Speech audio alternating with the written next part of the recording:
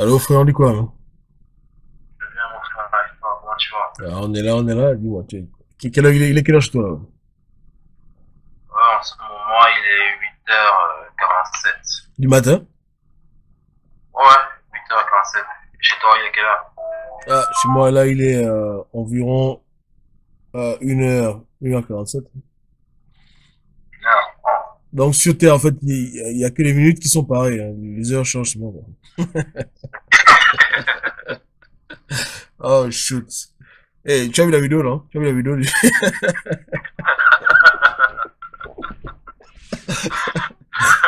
Ah, je te dis que il y a des comédiens sur Terre, hein, je te dis, voilà. Il y a des comédiens. Oh, ce gars-là est tellement drôle. Il est tellement drôle. Oh non, non, non, non, c'est pas possible. Quel comédien? Tu as vu? Il Oui, peut pas, j'ai vu pour l'instant. y a pas une phrase sans qu'il te balance un passage biblique. Il dit que lui, c'est seulement la Bible. C'est-à-dire que- Ah, il dit qu'il est la parole accomplie. S'il te plaît. Il dit que- évidemment. et Il est tu as écouté ce qu'il tellement. disait? Il disait qu'il est né Il avec est un euh, livre. un livre et un bic. Et que on peut aller vérifier dans son village. Il est né avec un bic et une feuille, un livre, un petit livre et un bic.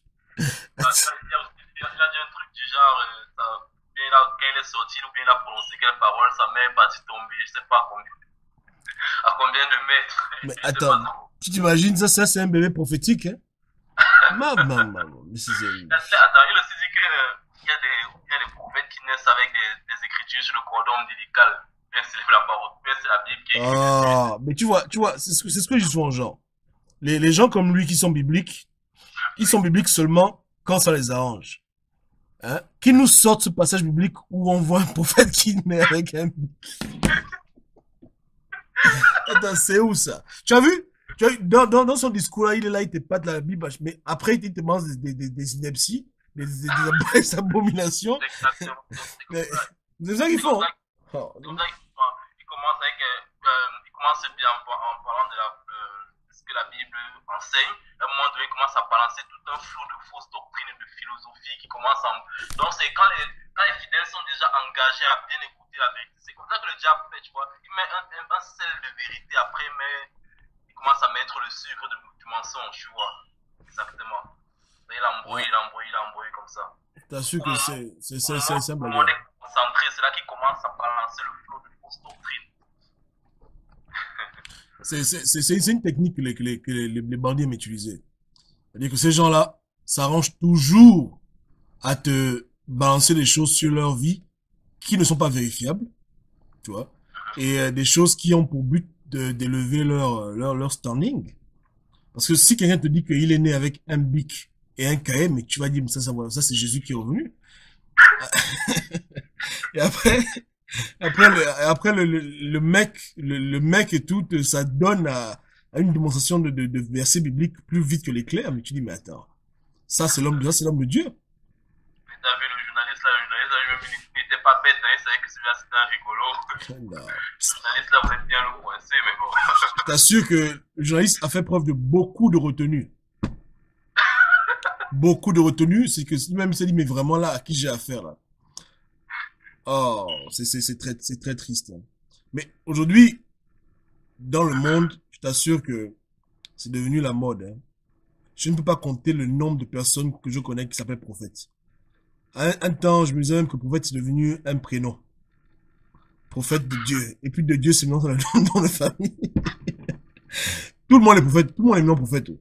C'est devenu comme ça. Tout le monde prophétise, tout le monde est homme de Dieu, c'est bien, hein.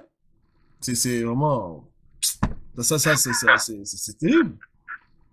titre fanfaron qu'il se donne, Oui! déjà. C'est un titre fanfaron pour attirer le peuple de Dieu et les égards Ah! encore plus.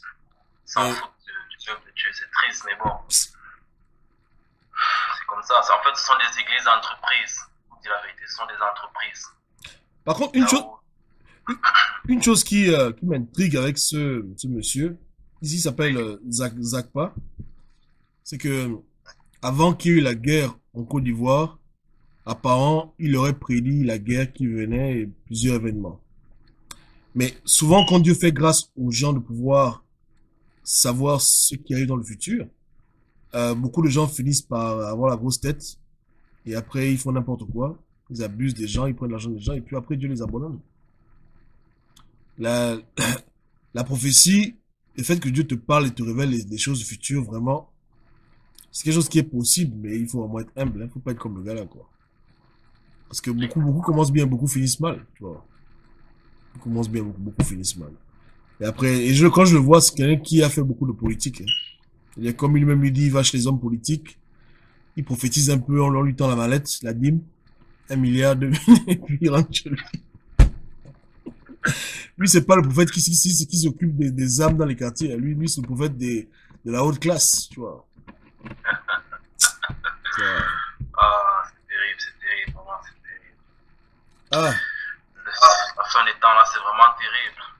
c'est, Dans le corps c'est comme ça. C'est-à-dire que beaucoup de gens cherchent à se bâtir une réputation sur le malheur des autres ou bien, etc. Parce que je t'assure que beaucoup de chrétiens ont laissé les marabouts et maintenant ils cherchent à tout prix la divination dans l'église. Et ils confondent les choses. le Seigneur Honnêtement, Jésus a précisé que dans la fin des temps, les gens abandonneront la saine doctrine pour s'attacher aux doctrines de démons. Ce sont des vérités qu'on voit maintenant. Exactement, ce sont ces gens-là. En fait, ce sont des sorciers modernes, si on peut le dire. Ils ouais. ont juste mis des costumes et puis ils continuent juste à faire la petite sorcellerie, la petite manigance qu'ils faisaient avec leur gris et tout. Ça change pas.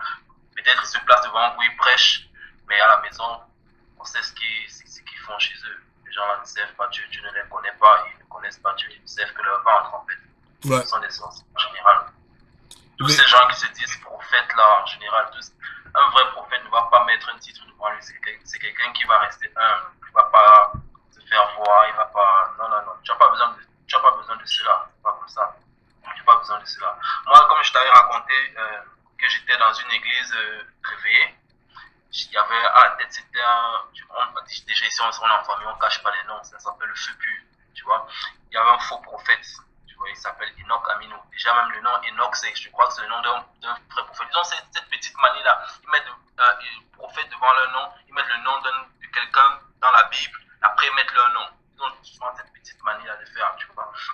Donc, comme je t'avais dit, c'est un faux prophète. Moi, j'étais dans cette église-là, et puis le Seigneur m'a fait la grâce d'entendre l'évangile véritable du Seigneur Jésus. Et en fait, la vérité, tu vois, quand tu entends la vérité, même si on te dit quoi, tu sais que c'est ça. Donc, tu sais, c'est authentique. Donc, j'étais donc maintenant dans une position de doute. Et il fallait maintenant mettre tout, en fait, toutes mes croyances faisaient que tomber, parce que je ne savais pas ce qu'il fallait faire, tu vois. Donc, j'étais obligé d'entrer réellement en prière, de demander au Seigneur, vraiment, mon Dieu, guide-moi, montre-moi vraiment si ça vient de toi et tout. Le Seigneur il m'a montré, exactement, il m'a montré. Ce qu'il m'a montré, c'est qu'il m'a montré mon prophète, je dis même mon prophète, ce prophète, qui dans le monde spirituel, il s'amusait avec ses associés, en fait. Il faisait des trucs bizarres. C'est comme ça que je les ai démasqués, très simplement. Le Seigneur m'a sorti de là très vite et tu connais la suite de l'histoire. Donc, ces gens-là, ce sont des. Ils connaissent pas Dieu, ils connaissent pas Dieu.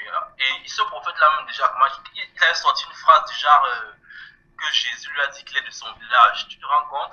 non, non, non, non. D'abord, Alors, Nigeria. qui est le village, quel village de qui? Que Jésus lui a dit qu'il était de son village à lui, donc que Jésus était un Nigérien. Ah, en Palestine là-bas? Le prophète en question, c'est un Nigérien. Ouais. Tu vois, non? Le Jésus véritable. Nous, on connaît, c'est le Jésus de Nazareth. Okay. Mais lui nous dit que son Jésus lui a dit qu'il était. Mais tu sais, prophétiquement, peut-être que c'est possible. Je sais pas, hein. Parce que les prophètes là ont trop de tournures. Ils ont beaucoup de bottes. Donc je ne sais pas dans quelle prophétie intersidérale Jésus s'est retrouvé au Nigeria. Donc, c'est pas possible. Mais vraiment, il y a des aberrations maintenant de nos jours. Jésus était de son village. Et attends, il blaguait ou bien il était sérieux? Non, il blaguait pas, il était sérieux, il était en train de dire. Les gens m'ont acclamé le jour là, et tout le monde était ébahi. Moi, j'étais dépassé que même. Le gars s'est dit que j'étais de son village. Mais c'est qu'on est dans une sphère où l'homme de Dieu qui est devant vous, bien habillé, avec l'orchestre, le micro, quand il parle, en fait, vous êtes obnubilé, tu vois. Je sais pas, tu vois un peu. Donc, il y a une petite sorte d'adoration envers le petit homme de Dieu qui est devant vous. Il est là-bas avec son petit trône, avec son fauteuil assis. Tu vois un peu ce que je veux dire, tu vois. Donc c'est un peu ça. Donc tout le monde on est dans une admiration. En fait, il n'y a pas les sentiments qui étaient dans Christ, tu vois. Il n'y a pas ces sentiments d'humilité qui étaient dans Christ. Parce que, je ne sais pas comment dire, ces gens-là, ces pauvres prophètes-là, ils ont le miel à la bouche, voilà. Ils ont le miel à la bouche. Ils flattent le peuple de Dieu. Ils les flattent vraiment. Ils leur disent ce qu'ils veulent entendre. Ils leur disent pas la vérité, ils leur disent ce qu'ils veulent entendre. Et la plupart des gens dans ces églises-là, ils partent toujours, tu vas voir leur petit trac là. Ils mettent toujours dans leur trac miracle, venez, vous serez bénis et tout. Ils mettent jamais le nom du Seigneur Jésus. Maintenant, avant même, ils mettaient le nom du Seigneur Jésus, mais maintenant ils mettent le nom du Seigneur Jésus. Maintenant, leur photo, il n'y a plus Jésus, ils mettent un ou deux passages bibliques, après ils mettent venez, vous serez bénis. Donc les gens qui viennent, ils viennent dans l'intention d'être bénis. Tu vas voir, tu entends des gens qui vont se dire que non, j'étais malade, j'avais des maux de tête et tout. Je suis arrivé, on a prié pour moi, j'ai été guéri. C'est comme ça qu'ils entrent dans l'église. Et ils partent témoigner dans les familles, ils amènent toute la famille, tout le monde entre dans la fausse église. Tu vois un peu. Ouais. Moi, personnellement, c'était ça le truc. Ma mère, elle était malade pendant longtemps. Elle était vraiment malade. C'était même la sorcellerie que les gens de la famille essayaient de lui faire. Le Seigneur me montrait souvent des trucs comme ça, mais j'étais petit, je ne savais pas quoi faire, je ne savais vraiment pas. Donc, on était impuissants, tu vois. Et c'est comme ça qu'elle est arrivée dans cette église-là. Et elle était, on va dire, en quelque sorte soignée, tu vois. Ouais. C'est comme ça qu'elle nous a amenés, nous tous, dans l'église. Toute la famille, on est arrivé comme ça. Mais... Et pourtant, on n'avait jamais lu moi, j'avais jamais lu la Bible, elle-même pareil. Et je pense que si j'avais pris la peine de lire la Bible, ne serait-ce que le Nouveau Testament, j'aurais vu très clairement que c'est de l'imposture. La plupart des chrétiens de nos jours ne lisent plus leur Bible. C'est vrai. Ils ne lisent vraiment pas leur Bible. C'est terrible, ça, ces choses-là. C'est terrible. C'est vrai. Ah, vraiment, c'est dommage. Hein. C'est dommage que beaucoup de gens se fassent égarer comme ça par des faux hommes de Dieu, et des menteurs, des voleurs. Mais la clé, comme tu dis, c'est ce que tu as énoncé. Hein. La clé, c'est lorsque tous les chrétiens cherchent à être indépendants, que tous puissent lire leur Bible, écouter la voix de Dieu, et vraiment ne pas dépendre des autres pour leur propre foi, parce que c'est dangereux. Se confier à un homme, même s'il est de Dieu, ça peut vraiment créer des problèmes. Ça crée des problèmes. Parce que je me rends compte maintenant hein, qu'aucun homme ne peut être le pasteur d'un autre homme. Hein. C'est Jésus qui dit, il y a que Jésus-Christ qui peut prendre soin des gens. Vraiment. C'est-à-dire que je sais même pas pourquoi les gens ont essayé de faire ça, c'est pas possible. Les hommes ont tellement de problèmes, tellement de soucis que jouer ce rôle dans la vie d'un homme, il y a que Jésus qui peut faire ça. Parce que le pasteur, lui-même, il a ses problèmes. Donc comment il va t'aider? Jésus, c'est le bon berger. Il y a un seul berger. Il y a vraiment un seul et unique berger. C'est le seul, parce que vraiment, il y a que lui. Il y a des situations où il n'y a que lui qui peut aider, et en fin de compte, on se rend compte qu'il y a vraiment que lui qui peut aider. Oui. Donc pourquoi perdre de temps? Vas-y, je t'écoute. Non, c'est ça, parce que beaucoup de gens, malheureusement, nos jours n'ont pas compris ça. Et voilà, quand tu vois, ils vont dans beaucoup d'églises, ils passent 30 ans dans l'église parce qu'ils cherchent un père spirituel. Tu vois ce que je veux dire? Exactement. Ils cherchent un papa spirituel, mais malheureusement, il n'y a que Jésus, le papa spirituel. Hein. Vraiment. Hein. Tout ceux qui essayent de vouloir devenir, entre parenthèses, Dieu dans la vie des autres, finissent toujours très mal. C'est impossible. Personne ne peut prendre tes problèmes comme Jésus peut prendre tes problèmes. Personne ne peut prendre tes souffrances comme lui peut prendre tes souffrances. Il n'y a que lui qui peut porter les souffrances de tout le monde. Je te dis, hein. On va proclamer les gens à Jésus, il n'y a que lui. Et tu vois, comme tu disais là, les gens cherchent des couvertures spirituelles en fait. Ouais. Et les chrétiens sont devenus, comment dire, ils n'ont plus confiance en Dieu. Quand ils ont des problèmes, ils partent voir leur pasteur, ils appellent le pasteur, même à minuit, même à 2 heures, le pasteur n'arrive pas à dormir. Oui. Dans l'église, le temps à l'appeler, et on lui soumet un cas de sorcellerie, ou bien un cas de maladie, ou bien le pasteur. C'est pas bon. C'est pas comme ça. Donc, les chrétiens n'arrivent même plus à se réunir en famille, appeler le Seigneur. Non, c'est pas bien, ces choses comme ça. Ils mettent toute leur confiance en un homme. Et la Bible nous enseigne, je crois que c'est le Seigneur qui dit dans l'Ancien Testament, il dit, maudit soit l'homme qui met sa confiance en un homme, et béni soit l'homme qui met sa confiance en l'Éternel. Ouais. Tu vois. Donc les gens, les chrétiens aujourd'hui ont déjà tellement confiance en leur pasteur, c'est vraiment déplorable. C'est triste, c'est triste, c'est vraiment triste.